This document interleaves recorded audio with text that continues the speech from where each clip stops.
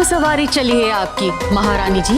चाय बनाने जा रही हूँ। कोई जरूरत नहीं, रहने दो, चाय मैं बना लूंगी। आप प्लीज आराम करिए। महारानी नहीं हूँ मैं, आपके घर के बेटे ने मुझे यहाँ गुलाम बनाकर रखा है। जैसा वो कहेंगे वैसा ही करना होगा ना। और मुझे भी यहाँ कोई शौक नहीं है आप सबको परेशान करके या दुख देकर। मुझे कुछ नहीं मिलने वाला। चलो इसे जाकर बना लेने दे चाय, उसके बाद तू चली जाना। नहीं जी, आप लोग अपना काम कर लीजिए, मैं बाद में बना लूंगी। मामी, आप कहाँ जा रही है? आप इधर ही बैठिए ना। जब इन लोगों का काम खत्म हो जाएगा किचन में, तब आप अपना चाय बनाइएगा और मेरे लिए चॉकलेट वाला दूध बनाकर ले आइएगा। चिंटू जी, मुझे चाय नहीं पीनी है, मैं काम देख कर आती हूँ। अगर आप चाय नहीं पीएंगी, लेकिन मुझे चॉकलेट वाला दूध तो पीना है ना। आइए मेरे साथ बैठिए। सुनिए ना। अच्छा,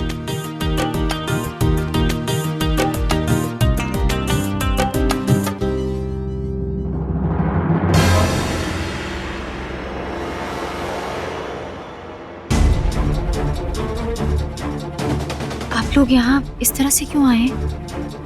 लो फिर आ गई, यहीं क्यों नहीं रुक जाती है? अरे पुत्र, ये कैसा सवाल है? मिलने आए हैं बेटा तुझसे। चल अपने हाथ की बनी चाय तो पिला, फिर बातें करेंगे।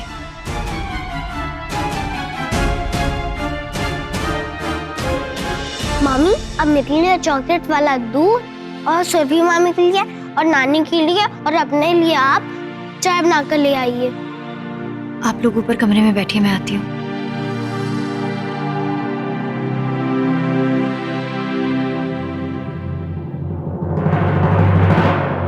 चाय? पुत्र छोड़ जाए,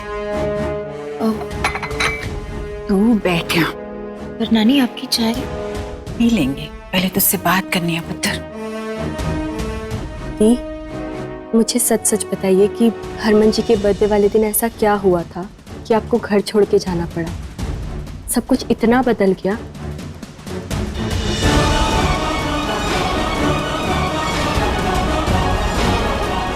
अब नहीं छोटी, कुछ नहीं हुआ था। तू चिंता मत कर। आपको पता है ना ये बात कि आप दुखी होते हो तो हम में से कोई भी सुखी नहीं रह पाता है। बताओगे प्लीज कि क्या हुआ था? दीप, आपको मेरी कसम बताना होगा कि क्या हुआ था उस दिन। बोलना पुत्र।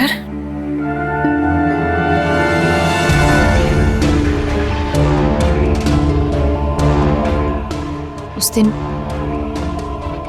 नीचे पार्टी में मम्मी जी सबको ये सच्चाई बताने वाली थी। आज तक हम छोटे मोटे झूठ बोलकर तेरी सच्चाई दुनिया वालों से छुपाते आए, लेकिन अब नहीं।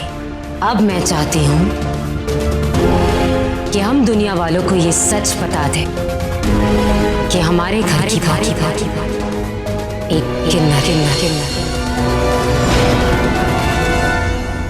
जब मेरा इकलौता बेटा एक किन्नर को दिल से अपनी पत्नी मान लिया है, तो मैं कब तक एतराज कर सकती हूँ उसे अपनी बहू मानने से?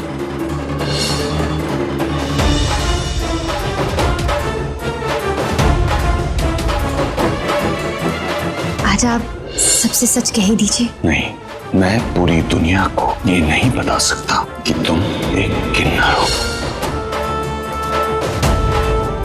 कहीं आपको सिर्फ मेरी खूबसूरती से प्यार तो नहीं?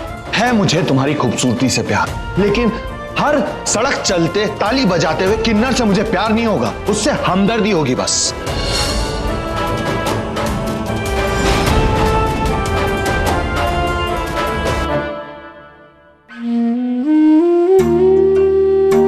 मेरा बच्चा,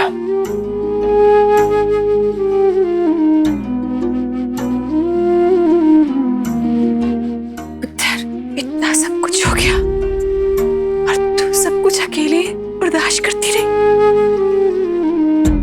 कैसे सहा तूने सब कुछ? अब सब ठीक हो गया है ना? फिर अपने आप सारा कुछ ठीक हो जाएगा। अब कुछ ठीक नहीं करना है नानी। अब तो बस 20 लाख जोड़कर हरमन जी को वापस लौटाने हैं कि मेरा अस्तित्व हमेशा उनके प्यार के आड़े आता रहेगा।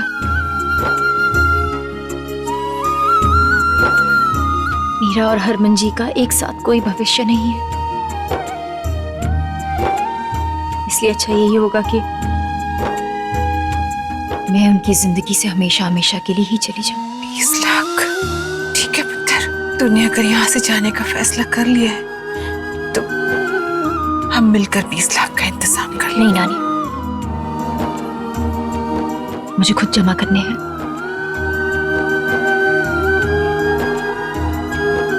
उन्होंने कहा है कि काम करके अपनी मेहनत से मैं उनके वो सारे पैसे लौटाऊं, और मैं ऐसा ही करूंगी।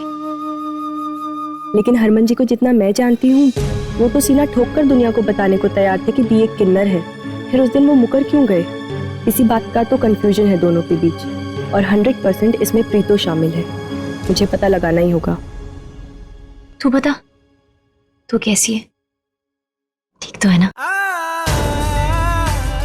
वरुण भैया तेरा अच्छे से ख्याल तो रखते हैं ना? पुत्र वो हाँ दी, हाँ दी, मैं बिल्कुल ठीक हूँ। आप एक काम करो ना, अब आप रेस्ट करो, हम लोग चलते हैं।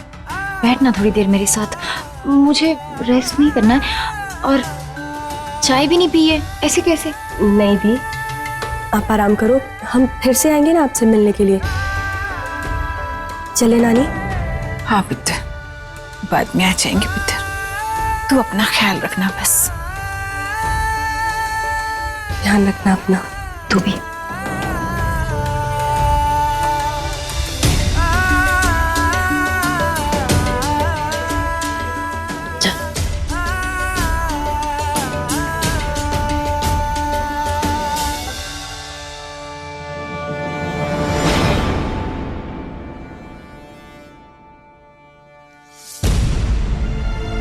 ले पुत्र, लस्सी पी ले।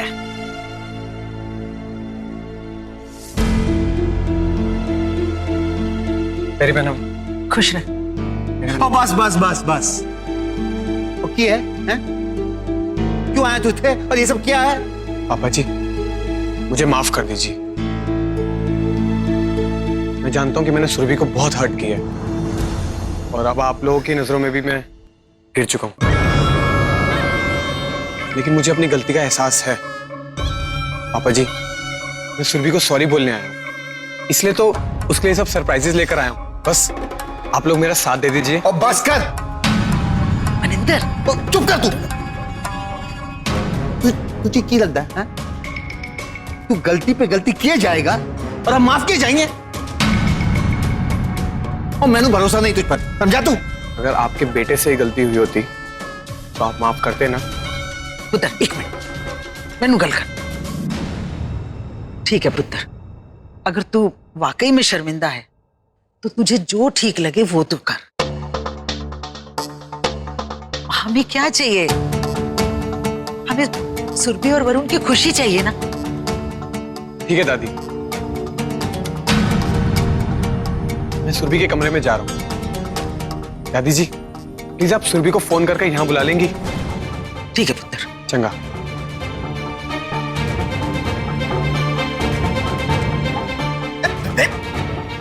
कितना ठंड रख पुत्र, ठंड रख।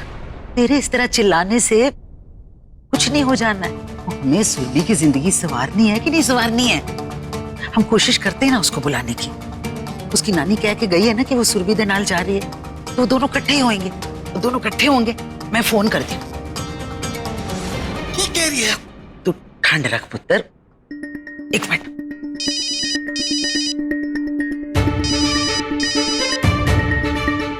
हेलो। भैन जी, सुरभि ਤੁਹਾਡੇ ਨਾਲ है? हाँ जी है, क्यों? मेरे कहने नाल ते आएगी नहीं घर, उसको आप नाल लेके आ जाओ ना। उससे मिलने का हमारा बड़ा दिल कर रहा है। हम इंतजार कर रहे हैं। तेरी दादी का फोन था, मनिंदर और तेरी दादी तुझसे मिलना चाहती हैं। नानी आप तो जानती। मैं जानती हूँ पुत्र, ये भी जानती हूँ कि तेरी दादी और मनिंदर तुझे बहुत प्यार करते हैं और तू भी ये बात जानती है। देख, जिद मत कर, चल मेरे साथ।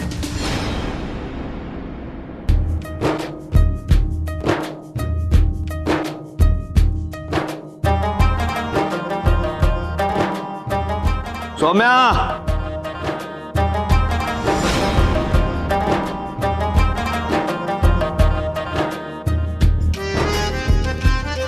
सुनो, सामने बैठो।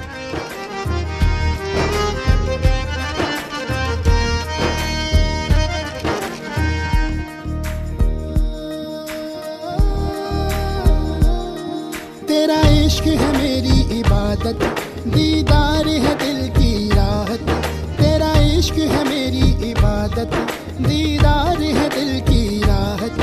तेरे सजदे में सर झुकाऊं, तेरे और कुछ? एक कप चाय। मुझे दे दे इतनी इजाजत, तू ही मेरा खुदा, तू ही मेरी दुआ, तू ही मेरा खुदा, तू ही मेरी दुआ, तू ही मेरा खुदा, तू ही मेरी दुआ, तू ही मेरा। और कुछ? नहीं, तुम जाओ।